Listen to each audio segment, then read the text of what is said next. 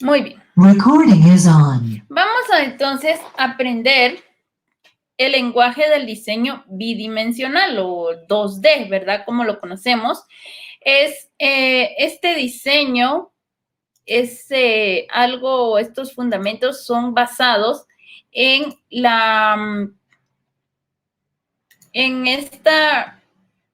en el Instituto de Diseño de Bauhaus de Alemania.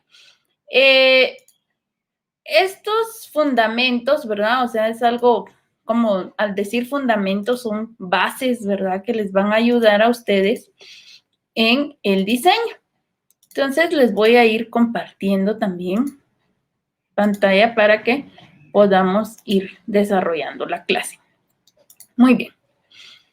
Vamos a hablar entonces que en 1920 en este instituto se exploró el diseño como un lenguaje de visión y percepción universal. Son, como les decía, una base para poder hacer un diseño más significativo. Recordando siempre que en el diseño importa la forma y la función. O sea, no solo la forma, no solo la función, sino las dos, tanto la forma como la función, van a tener la misma importancia, ¿verdad? Entonces, siempre que se diseña algo, vamos a pensar cómo se ve más bonito, qué forma tiene, pero también pensando en la función. Muy bien. Vamos a hablar de lo básico, ¿verdad? Ahorita vamos a iniciar hablando de los puntos, de las líneas y de los planos, del volumen y el espacio. Entonces, aquí podemos ver, ¿verdad? En esta diapositiva, tanto el diseño, como les digo, la forma, el color y también la función, que sea más funcional, ¿verdad?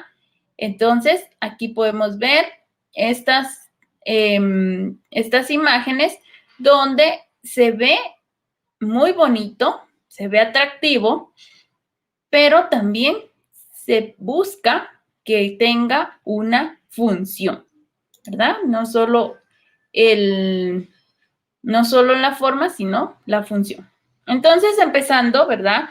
Con el punto, la línea y el plano van a ser los bloques de construcción del diseño, ¿sí? Cuando hablamos de bloques de construcción, es como que cómo va a iniciar esto, ¿verdad? Como el cimiento, el fundamento, ¿verdad? Entonces van a ser los bloques de construcción del diseño. Es como la base que va a tener cada diseño, ¿verdad? O todo al hablar de diseño. Hacen relaciones entre elementos y pueden crear estos tres, ¿verdad? El punto, la línea y el plano, pueden crear luz, oscuridad y volumen. Vamos a ir hablando primero de el punto. Aquí podemos ver el punto, ¿verdad? Y podemos ver que estos puntos tienen, en el sentido geométrico, es solo una coordenada, ¿verdad? Si hablamos geométricamente o con estas coordenadas X y Y entonces el punto 0, 2 y así es un punto, ¿verdad? Al hablar en el sentido geométrico. Pero gráficamente el punto es una marca visible tan insignificante como una mancha. Puede ser una mancha, ¿verdad? Así como que un punto puede verse como una mancha o también puede verse tan concentrado que muestra este poder o un lugar con poder. Puede ser también tan intenso, ¿verdad? Puede ser muy intenso como una bala o tan delicado, ¿verdad? A la vez. Entonces, dependiendo también el grosor, el tamaño, va a ser, así como les digo, va a ser muy delicado o puede ser también muy intenso. Una serie de puntos sabemos que van a marcar o van a formar una línea, ¿sí?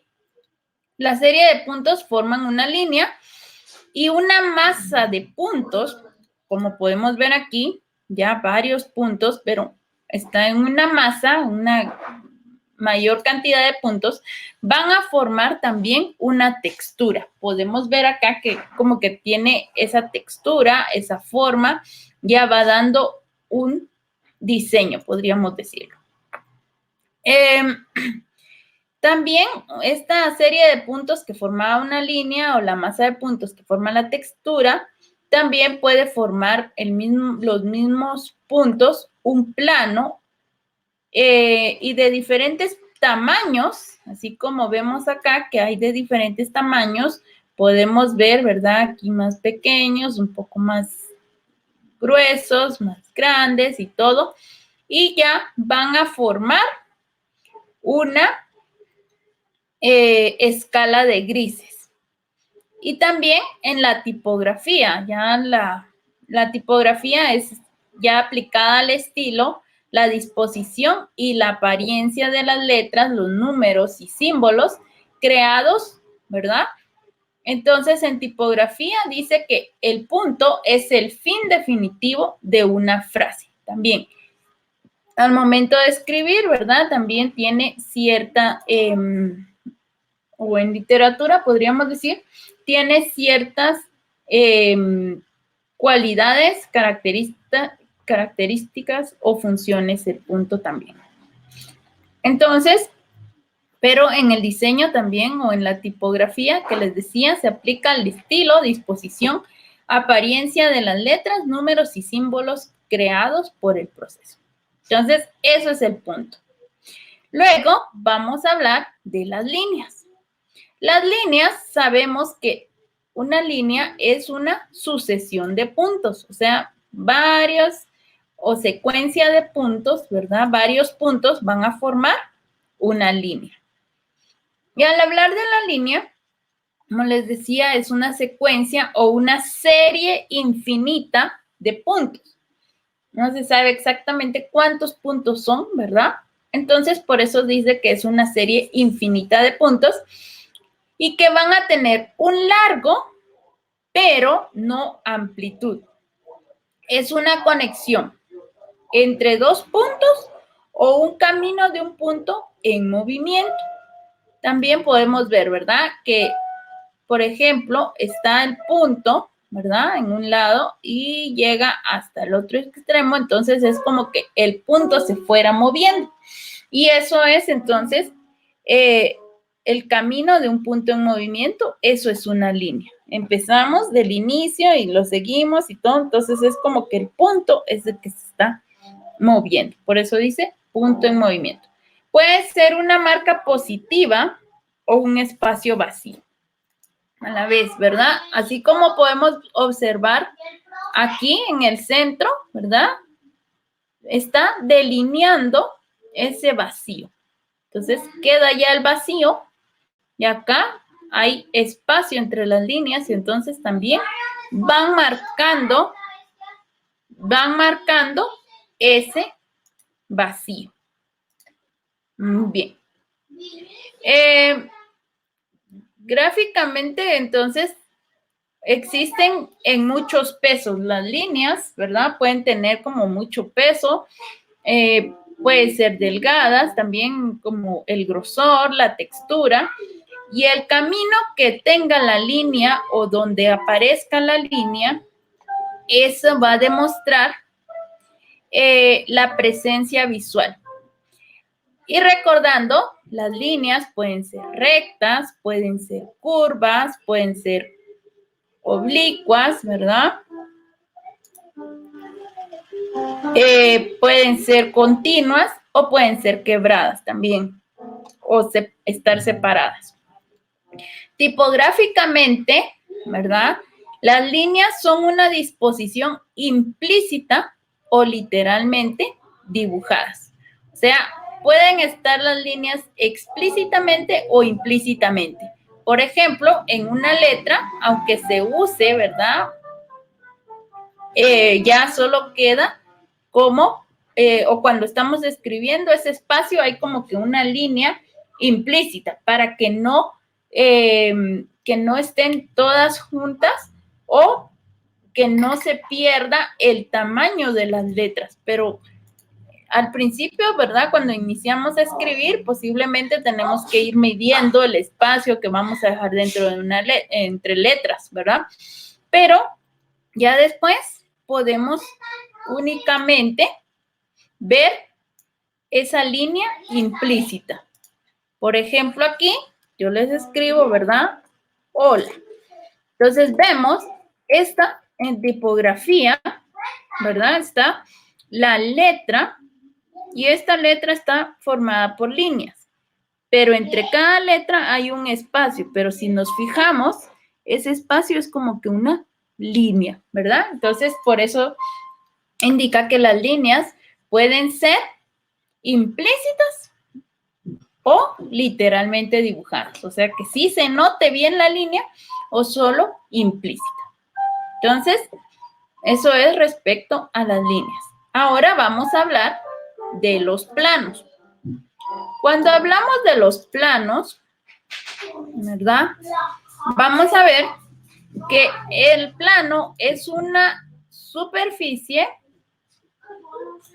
que se extiende en altura y anchura, o sea, a lo largo y a lo ancho, ¿verdad?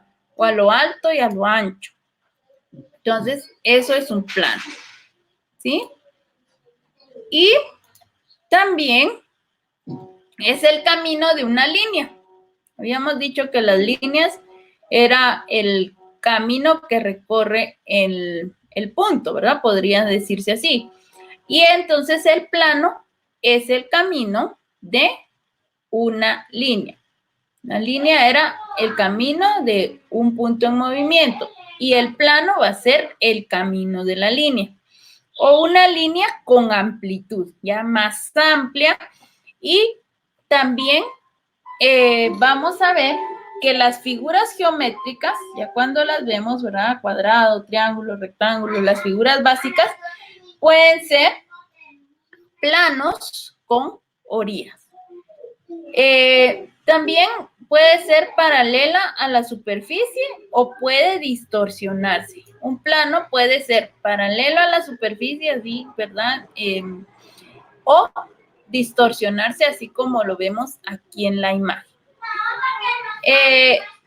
También, o residir en el espacio, o sea que habitan ahí, ahí están, ahí se nota, ¿verdad? Y estos planos nos muestran techos, pisos, paredes, o se pueden ver estos planos en esto, ¿verdad? En los techos, en los pisos, en las paredes. Son planos físicos. Tipográficamente también pueden ser ya densos, abiertos, duros o suaves. Principalmente cuando ya como le damos un estilo, un diseño a las letras, se usan esos planos. Muy bien. Ahora vamos a hablar de el espacio y el volumen. Cuando nos referimos al espacio y al volumen, vamos a ver que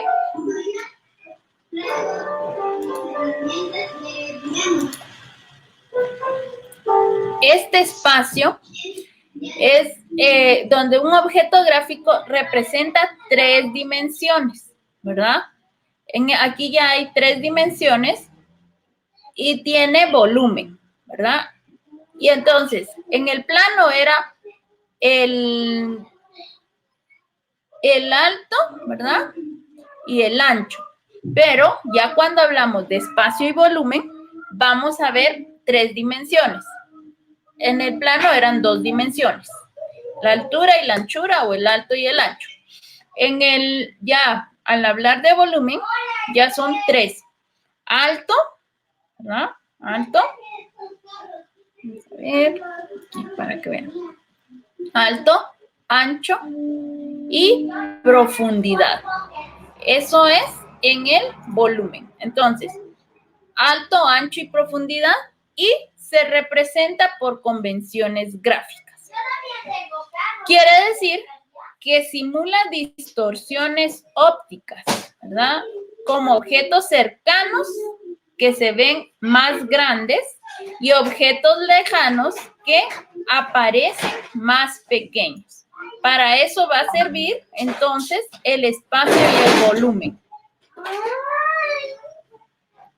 Las proyecciones axonométricas también, vamos a ver que son diseños que describen volumen sin que residan en el espacio.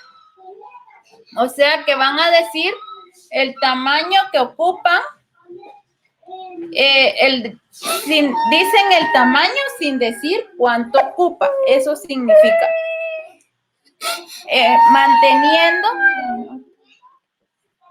manteniendo una consistencia en escala.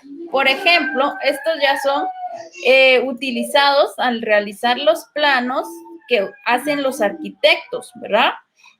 Al hablar de estas proyecciones axonométricas.